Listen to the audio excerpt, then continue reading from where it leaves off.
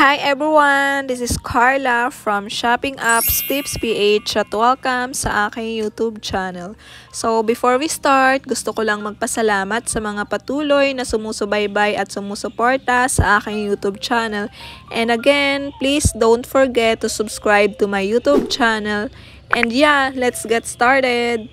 So our topic for today is how to buy now pay later in Shopee using SPay Later 2024. If you are interested, keep on watching. So, pumunta lamang po tayo sa ating Shopee app. And, i-click po natin ang Me icon. Pagka-click ng Me icon, ito po yung lalabas. Sa My Wallet, nandito po yung Shopee Pay, My Shopee Coins, SPay Later, and My Vouchers. So, sa apat, i-click po natin ang SPay Later. Sa SPay Later, ang available credit po natin ay 16,680 pesos. Last week ay binigyan po tayo ng credit limit increase ni Shopee worth 2,780 pesos. Pero mag-e-expired po siya ng February 17, 2024.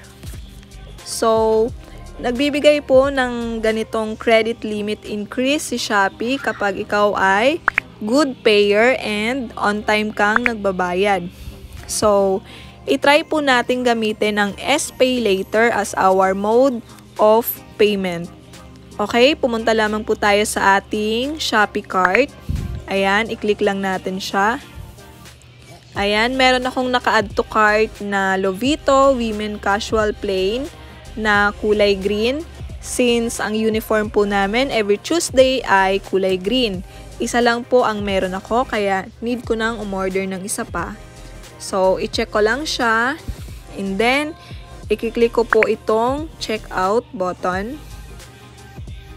Ayan, sa shipping fee ay naka-discount po tayo ng 40 pesos. So, free shipping na tayo.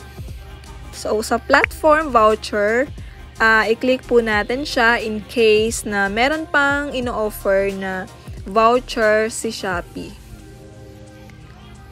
Ayan, since wala naman na-avail na natin ang shipping discount up to 120 pesos off. So, wala naman naka-check na siya. So, i-click ko na itong OK button. Ayan, sa payment option, ang nakalagay ay SPay Later. SPay Later, Buy Now, Pay Later.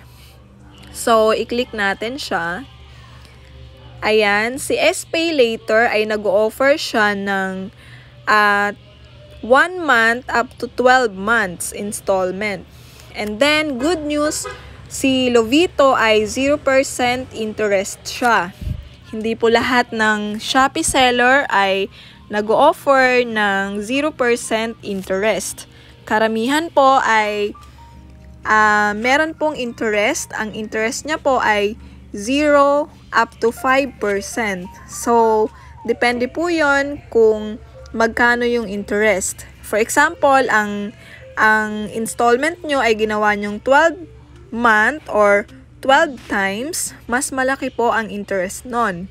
Okay? So, ang pipiliin po natin dito ay yung 1 month lang. Ayan. I-click na natin itong confirm button. And then, place order.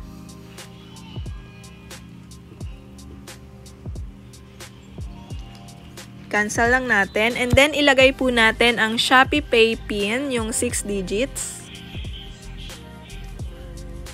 Cancel lang natin. Ayan, okay na. Nagbayad na tayo ng 368 pesos sa ating in-order.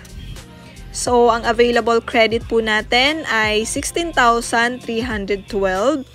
And then, magbabayad po tayo ng ating utang next month, every 15th of the month. So, magbabayad po tayo ng ating utang sa March 15.